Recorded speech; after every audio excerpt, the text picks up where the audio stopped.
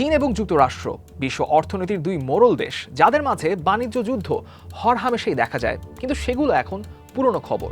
কারণ 9 বছর পর চীন সফরে মার্কিন প্রেসিডেন্ট ডোনাল্ড ট্রাম্প, এই সফরটি এমন একটা সময় হচ্ছে যখন ট্রাম্প ইরান যুদ্ধ নিয়ে একদমই সুবিধাজনক কোনো অবস্থায় নেই।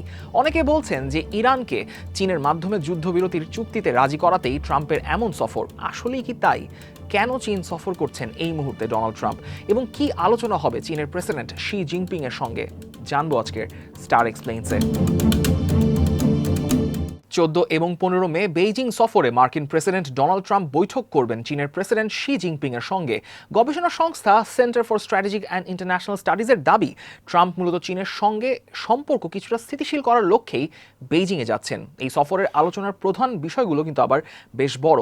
নিউ ইয়র্ক টাইমসের দাবি, যুক্তরাষ্ট্র এই সফরে 5টি বি নিয়ে আলোচনা করতে চায়। এগুলো হচ্ছে বোয়িং বিমান, গরুর মাংস, সয়াবিন, বোর্ড অফ ট্রেড এবং বোর্ড অফ ইনভেস্টমেন্ট।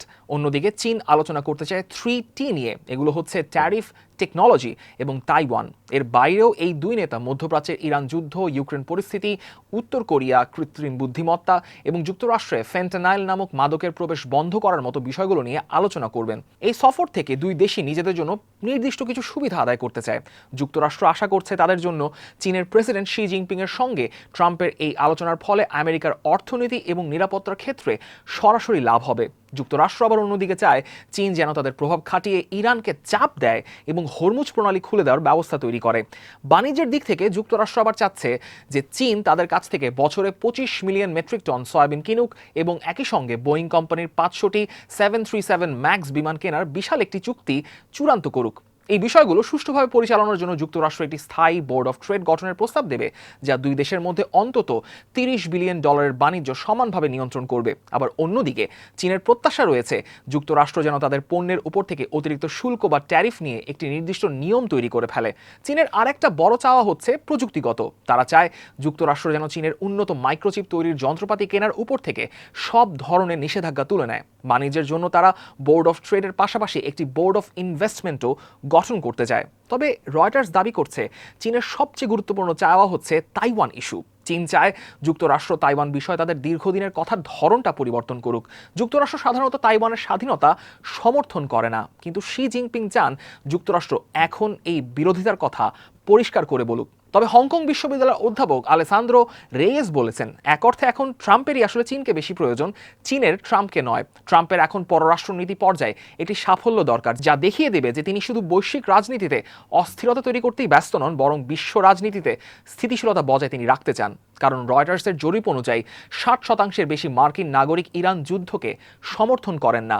তাই এখন ট্রাম্প চাইছেন চীন যেন ইরানকে যুক্তরাষ্ট্রের সঙ্গে একটি চুক্তিতে আসতে রাজি করায়, যেন চলমান সংঘাতের অবসানটা ঘটে।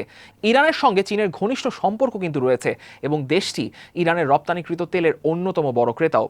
সব মিলিয়ে ট্রাম্পের এই সফর বিশ্ব রাজনীতিতে ব্যাপক ইতিবাচক হতে পারে। দুইটি দেশ একটি চুক্তিতে পৌঁছালে বিশ্বজুড়ে চলা অনেক উত্তেজনা কমে আসবে। হরমুজ প্রণালী খুলে গেলে বিশ্বের তেলের দাম কমবে এবং জ্বালানি সংকট দূর হবে, যা সারা বিশ্বের জন্যই স্বস্তির খবর।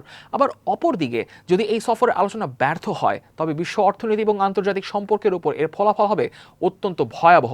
প্রথমত, দুই দেশের মধ্যে বাণিজ্য যুদ্ধ আবারও তীব্র আকার ধারণ করতে পারে। এর আগে ট্রাম্প প্রশাসন চীনের পণ্যের উপর 34% থেকে 125% পর্যন্ত বিপুল শুল্ক বসিয়েছিল, যার ফলে 2025 সালে যুক্তরাষ্ট্রে চীনের রপ্তানি প্রায় 20% কমে গিয়েছিল। আলোচনা ব্যর্থ হলে এই অর্থনৈতিক সংকট আবার ফিরে আসতে পারে। চীন এবং যুক্তরাষ্ট্রের এই আলোচনা থেকে পসিবল আউটকাম কি হতে পারে জানাতে পারেন আমাদের কমেন্ট সেকশনে। দ্য ডেইলি স্টারের যে কোনো মুহূর্তের আপডেট পেতে ভিজিট করুন দ্য ডেইলি স্টার .net এর ওয়েবসাইট এবং একই সঙ্গে ফলো করে রাখুন দ্য ডেইলি স্টারের ফেসবুক পেজ, সাবস্ক্রাইব করুন দ্য ডেইলি স্টারের ইউটিউব চ্যানেলটাও।